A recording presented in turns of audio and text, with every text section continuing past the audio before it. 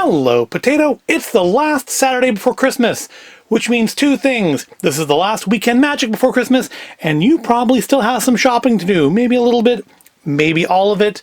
In any case, you need to get out there and get started before it gets too busy and too crowded, and therefore more unsafe than it otherwise would be. So I won't keep you long today. In fact, we only have a couple things today. A couple pops, some pins, but first we have this. What is this? This is a vomiting chicken. Yeah, now, a vomiting chicken, you ask? Yes, it's a vomiting chicken. That is literally what it's called.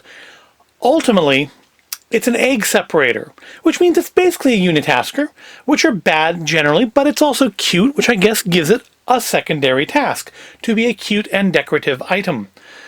And of course, how it works is you crack the egg into the inside of the vomiting chicken, and then you pour it so that all the white comes out, leaving only the yolk inside the vomiting chicken. Now, why, you ask, do I have a vomiting chicken? Other than the fact so I can keep saying the words vomiting chicken over and over in this video. And the reason we have a vomiting chicken is because of this book, or ultimately, really, the TV show that goes along with this book. James May's Oh Cook. I assume the name is supposed to be somehow rude because it is James May. But if it is rude, I'm not exactly sure how. So if you're not familiar with James May, he's not actually a cook, which is, of course, why he has a cookbook, and indeed why Amazon has given him a show of the same name to essentially promote said cookbook. If you do recognize him, it's probably from maybe the old Top Gear or Amazon's The Grand Tour, because, yeah, he's known as more of kind of a car guy and a toy guy. He's also done some toy shows like James May's Toy Stories, and I think a few other ones as well. He kind of is a guy who just kind of somehow manages to stumble through life doing whatever he enjoys doing, and I, for one, respect that. If you can stumble through life just kind of enjoying what you do, more power to you. The book itself, of course, contains 60 easy recipes that any idiot can make. Now, you're still probably wondering, why the vomiting chicken? Well, if you turn to, I believe it's page 15 here, 14, it does show some tools you may need in your kitchen. And yes, right down here at the bottom is this same said vomiting chicken. He does use it at least once in the show on Amazon. I don't remember, he may have used it more than once. But it's actually not a bad show. Something about him is very compelling to watch. We actually watch his Food Tribe videos here on YouTube, and even occasionally some of the Drive Tribe videos, despite the fact that I'm not really a car person. But just something about him is just kind of compelling to watch. He's just an interesting person. I've watched his Japanese, James May, Our Man in Japan, which he also did for Amazon. Amazon just seems to just throw stuff at him to do, and he does it, and he's very awkward in doing pretty much anything he does, but somehow it all just is still quite watchable.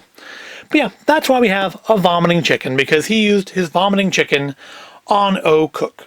Well, now that we've done that, let's move on, I think, to the pops.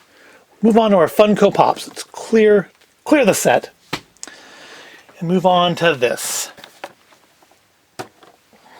So, of course, yesterday did see the end of Series 2 of The Mandalorian, and to acknowledge that, I guess, we will have a look at this little guy. This is Star Wars Pop 402, The Mandalorian with the Child. Yes, it predates the child having a name. It's not called Grogu on here, and it's the only one of this series we've actually picked up. And my wife basically insisted we buy this, because she had pre-ordered from Shop Disney, and I may have told the story before, but you are probably used to my rambling if you watch these, or you are fast-forwarding right now and not hearing it anyways.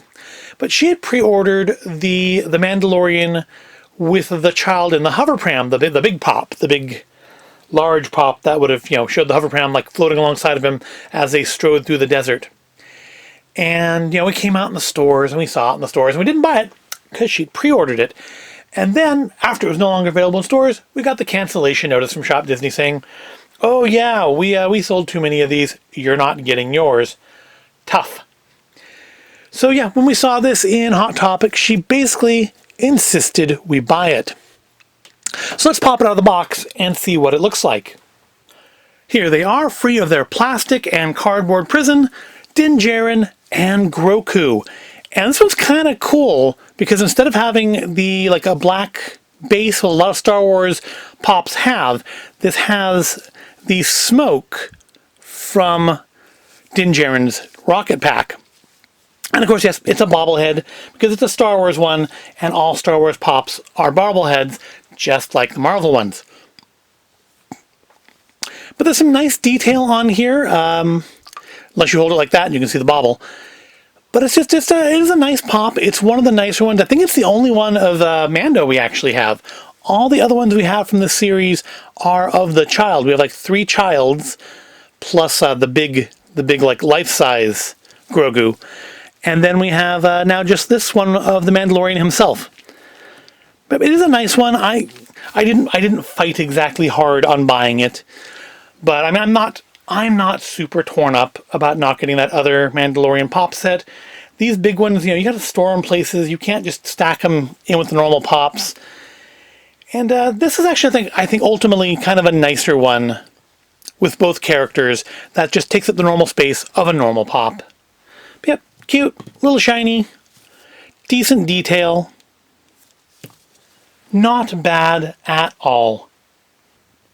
So our last 2 items this week I think are fairly special ones. Not that the vomiting chicken and Mando aren't special themselves, but they're ones that I am glad we were able to get a hold of. The first one is our other pop, and it's this one. This is actually, I'd basically forgotten this was even coming out. I had not really had any big hopes of being able to get one. But it's the last of Disneyland Resort 65th anniversary pops that we actually had been hoping to get. And it is Sleeping Beauty Castle with Walt Disney. And it is exclusively Disney one. They had previously released the castle with bandleader Mickey. And we didn't get that one. Partly because we just missed it. It was out like one time and disappeared. And partly because my wife wanted the one with Walt instead. But it released, 2 weeks ago? Like Saturday night at midnight, I think. It was a midnight release, or at least midnight California time. And I guess Disney had told some people it wouldn't be released until 7 a.m. We never got that email, so we had just stayed up to midnight and waited to see if it popped up, and it popped up, and I was able to order it. And it was all gone by the next morning. And then they brought it back for a couple days earlier this week, I believe. I think it was this week, may have been last week. But they had it up for pre-order. And now it's sold out again. So hopefully if you wanted one, you either got one in that first release or you have pre-ordered one. But we've got one. And I know it's one that my wife really did want. And I was kind of wanting it too. It's nice to have a Walt pop. We don't have a lot of pops of real people. It's like Stephen King, John Oliver, Bill Nye, and now Walt. So let's very, very gently remove this from the box and take a good look at it. Here we go. I've managed to get it out without wrecking anything. We have Walt Disney holding a little Mickey Mouse plush. It's a very nice little pop. You know, I didn't realize, I'd never noticed, and they don't. Funko has started at least advertising that they have these little bases you can buy to put the pops on, I guess, to help them stand up, because other than like the Star Wars and Marvel ones, and I don't think even all the Marvel ones have them, they don't usually have bases. And some of them, like the maids from the Haunted Mansion, just do not stand up. But looking at Walt here, at least, there aren't any pegs on his feet to put him on a stand. So I don't get how those stands are meant to work. Maybe they're meant for different Funko figures, because I know they've made action figure ones before. Maybe they're for those, not for the pops. Maybe I totally misunderstood what they were for. Anyways, that's not what we're going to talk about. We're going to talk about this. Yep, we've got Walt with his Mickey and, of course, his big black pop eyes. But the thing I think that's really interesting here is actually the castle itself. Now, of course, I like the Haunted Mansion better than the castle, but this is actually really quite detailed. I didn't realize how detailed it was until I took it out of the box. But yeah, it's all here. We got the spires. It's very nicely done for a pop. Needs a drawbridge. Needs a drawbridge right there. But that's like the only criticism I could possibly come up with for this. This is a very nice piece.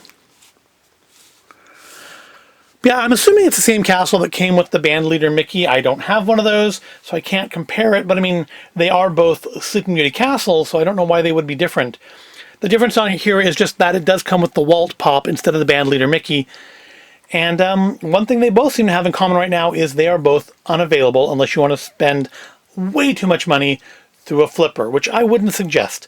I am still not a supporter of flippers. But these are nice. I really don't appreciate the detail on this until I took it out of the box. And now I have to appreciate trying to put it back into the box because I don't want to damage it. Let's move on to our last item. And finally, I promised you some pins, and I wasn't lying. I've mentioned it before, and I'm sure I'll mention it again. I have kind of a weak spot for Sorcerer's Apprentice Mickey, and to a lesser degree, Chernabog from Fantasia. So naturally, when Shop Disney had these, I had to get them. The D23 Disney Official Fan Club, or Official Disney Fan Club, Fantasia 80-year limited edition pin set for Fantasia and Fantasia 2000. It's actually been 20 years since Fantasia 2000.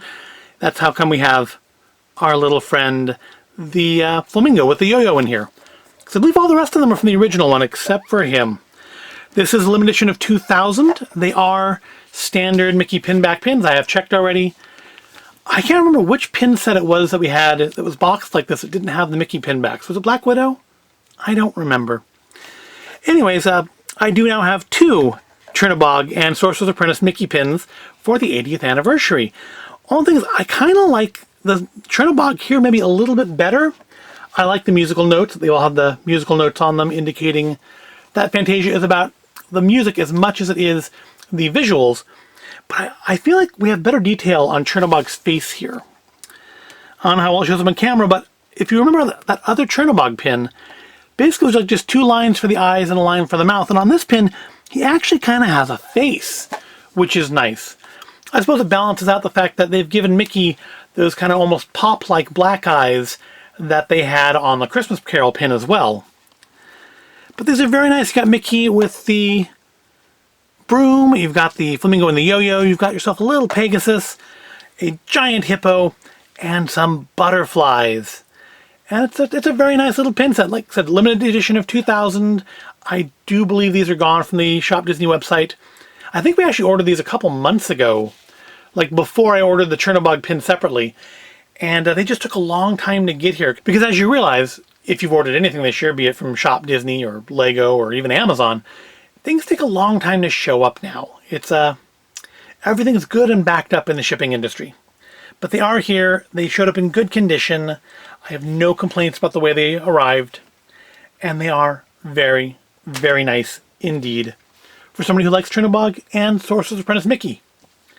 Plus now I don't need to buy the Hippo pin or the Centaur and Cherub pin because I have things from both of those segments as well. And that's where we'll wrap things up this week. Not a lot this week. It is the week before Christmas. I've probably already kept you longer than I really did mean to.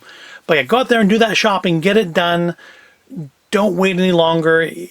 Today is like one of the worst shopping days of the year, but it's not going to get any better before Christmas now. Be safe, distance, mask up, all that good stuff. And I will see you in the next video.